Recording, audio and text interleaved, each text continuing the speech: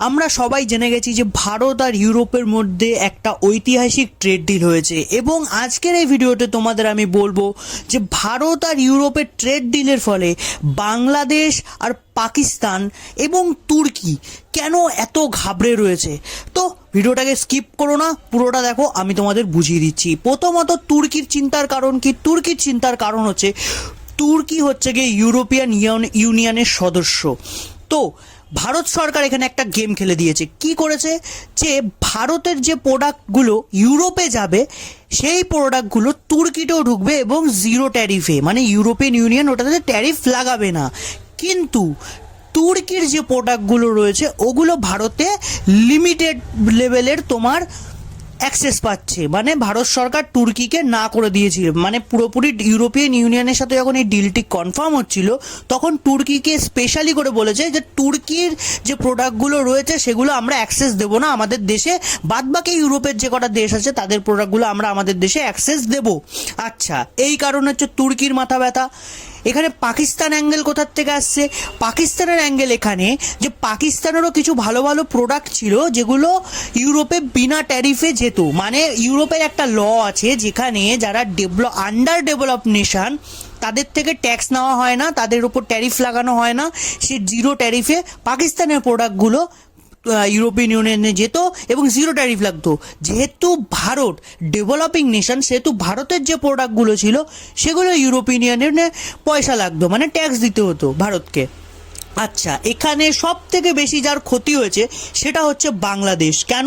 কারণ বাংলাদেশের মেন যে ইন্ডাস্ট্রিটা রয়েছে সেটা হচ্ছে গার্মেন্ট ইন্ডাস্ট্রি এবং বাংলাদেশ প্রায় ইউরোপকে প্রত্যেক বছর $30 বিলিয়ন গার্মেন্টস ইম্পোর্ট করে।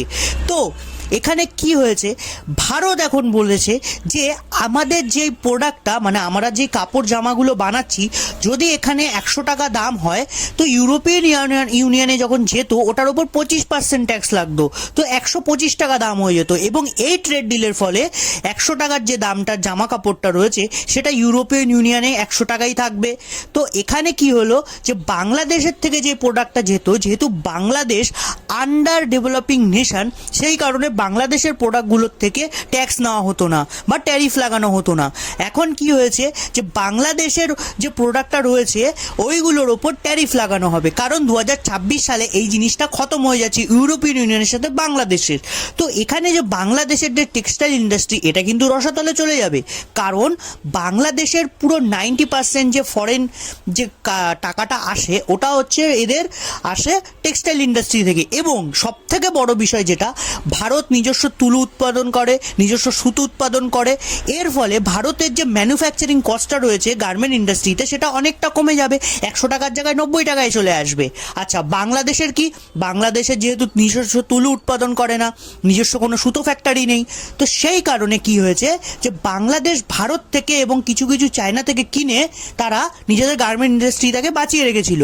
এখন এই ফ্রি ট্রেড এগ্রিমেন্টের ফলে বাংলাদেশের সব থেকে বড় ক্ষতি হলো, কারণ বাংলাদেশ এই জিনিসগুলো কেনার পর যদি আবার ইউরোপে জিনিস প্রোডাক্ট বেচতে যায় বা গার্মেন্টস, তখন সেই প্রোডাক্টের দাম অটোমেটিক্যালি বেড়ে যাবে, তো ভারতের সাথে বাংলাদেশ কম্পিটিশন করতে পারবে না। তো ভারত বিরোধিতা করে বাংলাদেশ নিজের যে কতটা বড় ক্ষতি করে দিচ্ছে সেটা বাংলাদেশের আজকের প্রজন্ম হয়তো বুঝবে না, কিন্তু আজ থেকে 10 বছর পর যারা স্ট্যাবলিশ হতে চাইবে তারা বুঝতে পারবে ওদের গার্মেন্ট ইন্ডাস্ট্রি অলরেডি রসাতলে চলে যাচ্ছে, ধীরে ধীরে আরও রসাতলে যাবে। এখন খবর শোনা যাচ্ছে যে বাংলাদেশ নাকি ভারতকে কাউন্টার করার জন্য চায়নার সাথে একটা ইউএভির ডিল করেছে। এই ইউএভিটা কি? এটা হচ্ছে তুর্কির সাথে বাংলাদেশ যে একটা ডিল করেছিল ব্যারাক্টার ড্রোন, TB2 ড্রোন যেটা রয়েছে। আচ্ছা, এই ড্রোনটা বাংলাদেশও কিনেছিল। অপারেশন সিন্দুরে আমরা জানি ভারত সরকার কিভাবে এই TB2 ড্রোনটাকে মেরে মেরে একদম ফালা ফালা করে দিয়েছিল। সেই ড্রোনটাই চায়না একটা রেপ্লিকা ভার্সন বানায়, তো বাংলাদেশ ওই রেপ্লিকা ভার্সনটা কম প্রাইসে বাংলাদেশে বানাবে। বাংলাদেশ এবং চায়নার সাথে ডিল হয়েছে যে চায়না বাংলাদেশে ফ্যাক্টরি সেট আপ করবে, ভারতের বর্ডারগুলো দিয়ে সেই ফ্যাক্টরিগুলোতে ওই চায়নার ওই ড্রোনটা, রেপ্লিকা ড্রোনটা তৈরি হবে বাংলাদেশে। এতে কার লোকসান হবে? ভারতের কিছু আসা যাইবে না, মেন যাবে বাংলাদেশের। কারণ বাংলাদেশের যে 90% জিনিসগুলো আছে, খাবার, তেল, নুন, চাল, ডাল, ভারত সরকার এগুলো একেবারে কমাবে না, এগুলো কোয়ান্টিটিতে ধীরে ধীরে কমিয়ে দেবে। এতে বাংলাদেশের যে তৌহিদি জনতা রয়েছে তাদের মুশকিল হতে পারে। তো ভিডিওটা যদি তোমাদের ভালো লেগে